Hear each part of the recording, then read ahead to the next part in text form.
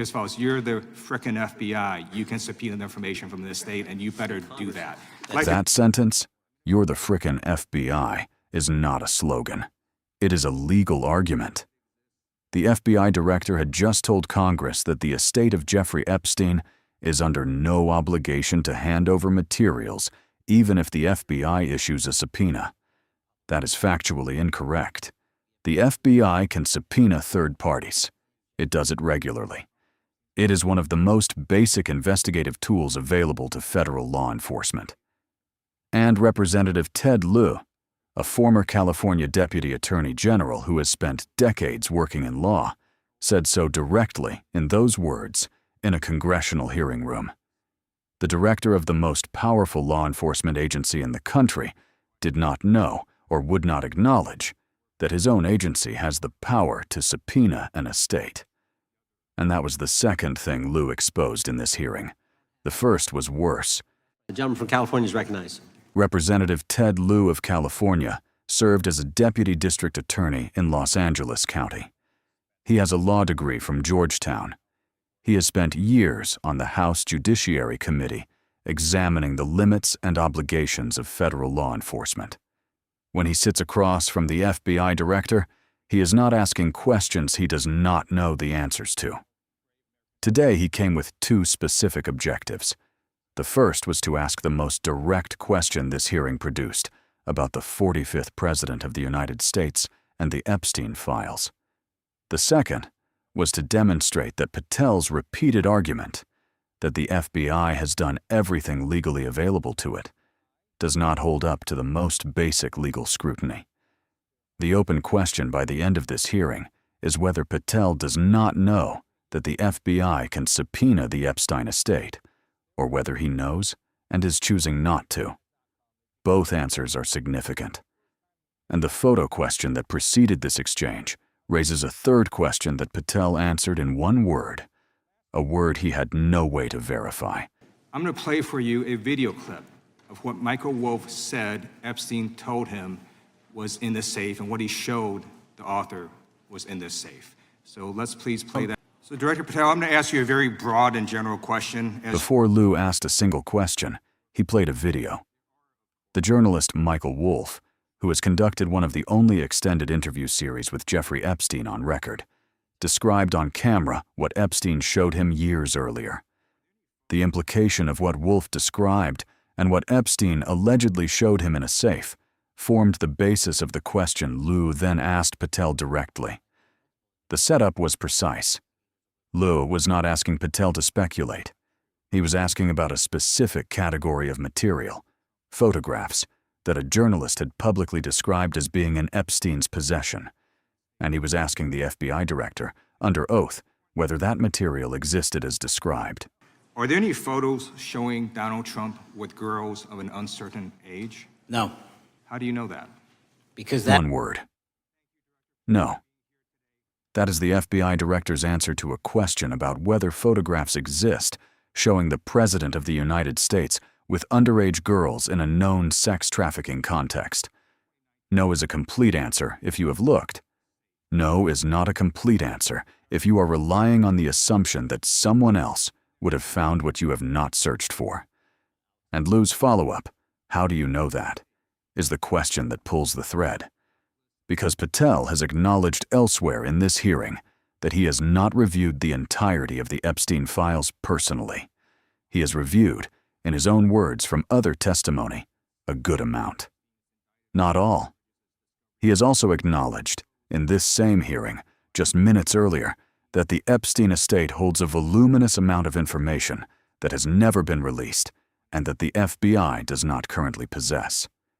If photographs exist in the estate, no prior administration's investigators ever had access to them. No prior FBI director could have found them. The word no, in that context, does not cover the question Lieu asked. It covers only what is in the files the FBI already has. His answer tells you exactly how much weight to put on the word don't. Because that information would have been brought to light by multiple administrations and FBI investigators over the course of the last 20 years. He knows because other people would have found it. Not because he looked. Not because the FBI conducted a search of Epstein's known holdings and came back negative. because multiple prior administrations had the same files and, according to Patel's logic, would have released damaging information if it existed. That argument has two problems. First, prior administrations also did not release the Epstein files more broadly, which Patel himself repeatedly cites as a failure. If prior administrations were so likely to release damaging material, why did they not release the rest of the files? Second, Patel has just acknowledged in the same hearing that the Epstein estate holds material the FBI does not have. If photographs exist in Epstein's estate, no prior administration's investigators would have found them. Patel's answer to, "How do you know?" is not evidence. It is an assumption. And it is an assumption built on the same logic he used to discredit other administrations elsewhere in this hearing.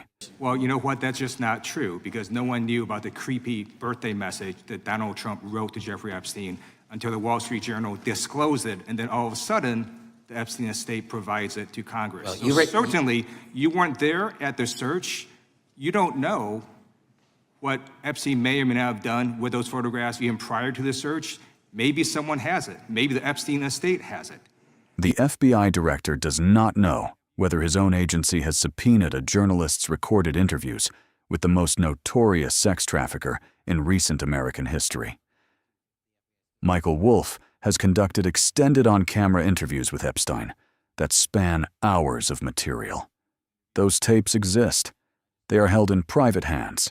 They may contain eyewitness accounts of what Epstein said, showed, and described to a journalist he trusted enough to invite back repeatedly. They may contain names. They may contain descriptions of materials Epstein possessed. Lieu specifically asked Patel to have the FBI subpoena those tapes. Patel's answer was that he did not know if the FBI had already done so. Not that it had been done. Not that it had been considered and found legally insufficient. Not that the FBI had reviewed the issue and decided against it. He simply did not know. The director of the Federal Bureau of Investigation, sitting before the House Judiciary Committee, could not confirm whether his own agency had made one of the most basic investigative requests available to it regarding the most significant sex trafficking case in recent American history. And then Lieu moved to the Epstein estate, which had just been described by Patel himself as holding a voluminous amount of unreleased information. You raise a great point. So I'm going to ask you, have you asked to talk to Michael Wolff? You raise a great point. Lieu and Patel agreed on the setup. The Epstein estate holds a voluminous amount of information that has not been released. Patel said so himself. He called it a great point. And then Lieu asked the logical follow-up. If the estate has this information and has not released it, why doesn't the FBI subpoena it? Patel's response was not what a former deputy district attorney expected to hear from the director of the Federal Bureau of Investigation. Point. I haven't personally asked to talk to Has Michael the FBI Wolff, asked? but you the to interview Michael FBI, Wolff? I'll get back to you if the FBI specifically So Michael asked has ever. about 100 hours of testimony of Jeffrey Epstein. Wouldn't it be good for the FBI to interview Michael Wolff? I'm not saying they haven't, I just don't know. Stop.